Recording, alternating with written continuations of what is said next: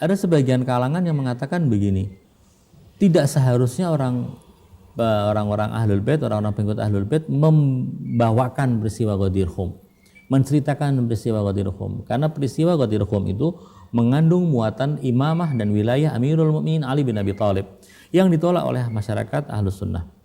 Kalau orang-orang Syiah mengungkapkan Ghadir, menyampaikan Ghadir, memperingati Ghadir dengan besar-besaran, maka ini akan menjadikan pemicu perselisihan yang lebih tajam lagi. Saya tidak setuju dengan pandangan ini. Kenapa? Karena sebenarnya Ghadir Khum itu sebuah peristiwa yang menurut saya justru bisa mempersatukan muslimin Syiah dan Sunni. Loh, kok bisa seperti itu? Orang mungkin bertanya-tanya, kenapa kok bisa seperti itu? Jawabannya jelas, bahwa jarang ada hadis yang disepakati Sunnah dan Syiah seperti hadis Ghadir. Semua meriwayatkan. Kita jangan bicara penafsirannya ya, peristiwanya dulu kita sepakati. Dan ini disepakati Syiah dan Sunni. Berarti kan nomor satu. Bahwa itu ada peristiwa itu. Itu satu. Yang kedua, peristiwa Ghadir Khum itu ada yang memberikan pesan. Yang memberikan pesan adalah Allah Subhanahu wa taala. Yang memerintahkan Nabi untuk menyampaikan pesan ini. Dan siapa di antara muslimin Sunnah dan Syiah yang menolak Allah? Bukankah yang memberi pesan itu adalah yang mempersatukan? Jadi dalam peristiwa Ghadir itu pembawa pesan itu adalah yang disepakati oleh muslimin Syiah dan Sunni. Yang kedua, yang menyampaikan di Ghadir Khum siapa? Rasulullah. Yang diakui oleh muslimin Sunnah dan Syiah. Yang tidak mengakui Rasulullah keluar dari kelompok muslimin. Jadi yang menyampaikan pun diakui oleh dua kelompok muslimin Sunni dan Syiah.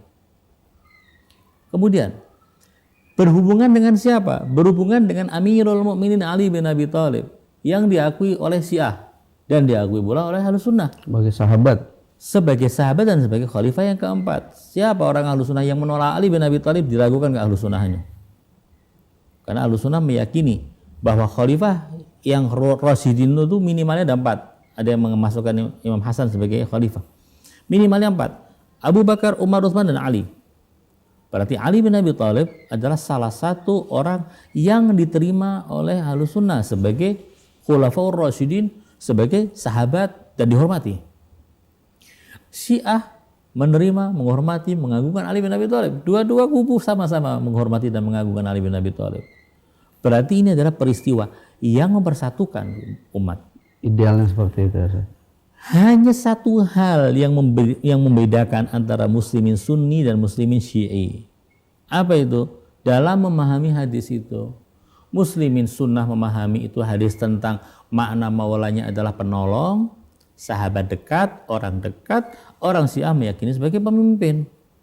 Penafsiran semacam ini, perbedaan penafsiran wajar. Dua kepala, dua pendapat, dua background yang berbeda. Sehingga memahaminya berbeda.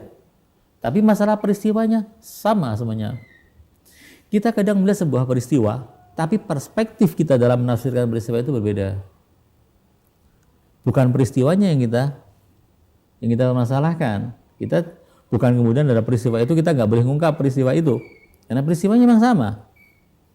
Persepsi itulah yang bisa diperdebatkan, bisa dibahas dengan kepala dingin membahas tentang persepsi itu.